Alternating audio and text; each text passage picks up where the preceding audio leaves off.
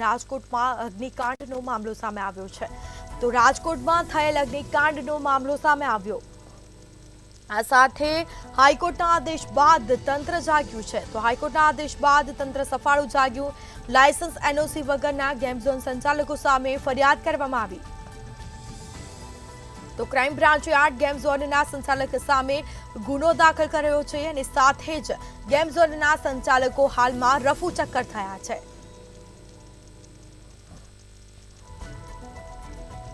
તો રાજકોટમાં થયેલ અગ્નિકાંડનો મામલો સામે આવ્યો। હાઈકોર્ટની ફટકાર બાદ તંત્ર સફાળું જાગ્યું છે। આ હાઈકોર્ટે આદેશ બાદ તંત્ર કામગીરી કરી રહ્યું છે અને લાયસન્સ એનઓસી વગરના ગેમ ઝોન સંચાલકો સામે ફરિયાદ પણ કરવામાં આવી છે। તો બીજી તરફ ક્રાઇમ બ્રાન્ચે 8 ગેમ ઝોનના સંચાલક સામે ગુનો દાખલ કર્યો છે। તો ગેમ ઝોનના સંચાલકો હાલમાં રફુચક્કર થયા।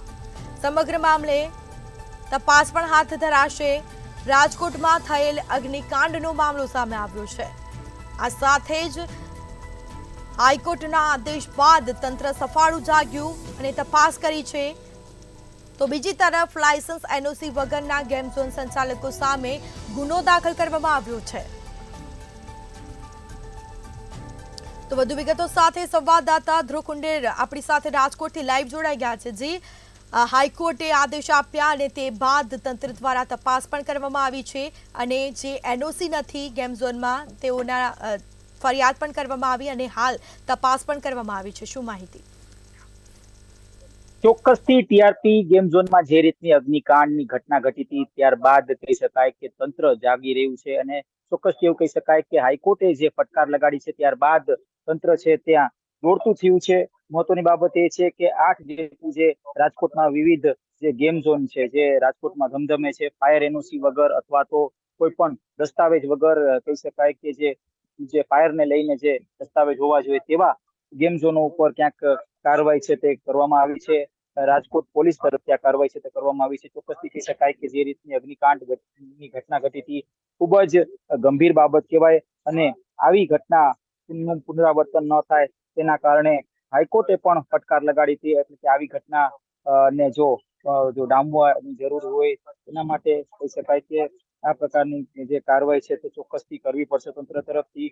ખાસ તો પોલીસે 8 જેટલા સંચાલકો વિરુદ્ધ ફરિયાદ છે તે નોંધી છે। એટલે કે આવા અનેક જે ગેમ ઝોનો છે એટલે કે 8 જેટલા જે ગેમ ઝોનો ઉપર તેના સંચાલકો પર ફરિયાદ છે દાખલ કરવામાં આવી છે। World of wonder 3 point knockout game zone કોસ્મોપ્લેક્સમાં જે અંદર આવેલું છે ગેમ ઝોન એ infinity game zone fun blast entertainment ગુપી world game zone Krishna water પાર્કનું જે ગેમ ઝોન આવેલું છે તેમાં ક્યાંક ફરિયાદ છે તે નોંધવામાં આવી છે। ખાસ તો એક ચોક્કસ એક મોટી કાર્યવાહી ક્યાંક રાજકોટ પોલીસ તરફથી કરવામાં આવી છે। એટલે કે આ પોલીસ પણ ક્યાંક સક્રિય દેખાઈ રહી છે। ખાસ તો જે રીતનું જે હાઈકોર્ટનું જે આદેશ આપવામાં આવ્યું હતું કે ફટકાર લગાડવામાં આવ્યું હતું કે આવા ગેમ ઝોન એનઓસી વગર ચાલી રહ્યા છે ફાયર સેફટીના જે કોઈ દસ્તાવેજ વગર ચાલી રહ્યા છે તેના સામે ક્યાંક ને ક્યાંક કડકમાં કડક કાર્યવાહી કરવામાં આવે તેને જ લઈને હાલ આ કાર્યવાહી છે તે કરવામાં આવી રહી છે। ચોક્કસથી પોલીસ હાલ સક્રિય દેખાઈ રહી છે પણ જે રીતની ઘટના ઘટી એ ઘટનાનું પુનરાવર્તન ન થાય તેના માટે ક્યાંક હાઈકોર્ટ પણ ચિંતિત છે અને ખાસ સરકાર તરફથી પણ નિર્દેશ મળી ગયા છે। સરકારની પણ કહી શકાય કે એસઆઈટી ની જે જાંચ કમિટી છે તે ક્યાંક તપાસ કરી રહી છે। તપાસમાં અનેક ખુલાસાઓ થઈ શકે એમ છે પણ ચોક્કસથી એક વાત એ પણ સામે આવી રહી છે કે જે મુખ્ય જે કહી શકાય કે ભાગીદાર છે પ્રકાશ જૈન તે મૃત્યુ પામ્યો છે। આ પ્રકારની વિગત ક્યાંક મળી છે। આ જે અગ્નિકાંડ બન્યું હતું એ અગ્નિકાંડમાં જ તેનું મૃત્યુ થયું હતું। ખાસ તો તેની માતા સાથે તેનું ડીએનએ છે તે મેચ થયું હતું। એટલે કે તેના મૃત્યુમાં જ કહી શકાય કે અનેક રહસ્યો છે તે તપાસના જે વધુ વિગતો જે મળી શકે એમ હતી તે હવે ક્યાંક એ વિગતો નહીં મળી શકે। ચોક્કસથી આ એક સવાલ ક્યાંક ઉભો થઈ રહ્યો છે ત્યારે રાજકોટની પોલીસ પણ અત્યારે અનેક જગ્યાએ ક્યાંક કાર્યવાહી કરીને એટલે કે 8 જેટલા જે સંચાલકો એટલે કે જે ગેમ ઝોનના જે સંચાલકો સામે ફરિયાદ ત્યારે નોંધીને ક્યાંક કાર્યવાહી આગળ વધારી છે। પણ આ તમામ જે આ ફરિયાદ જે સંચાલકો છે તે ક્યાંક રફુચક્કર થયા છે। ચોક્કસથી ક્યાંક આ રફુચક્કર જે થયા છે જે સંચાલકો માટે એક સવાલ એ પણ ઉભા થાય છે કે શું પોલીસ આ સંચાલકોને જવા દીધા? એક સવાલ એ પણ ઉભો થઈ રહ્યો છે. જી જી બિલકુલથી તમામ જાણકારી આપવા બદલ આપનો આભાર.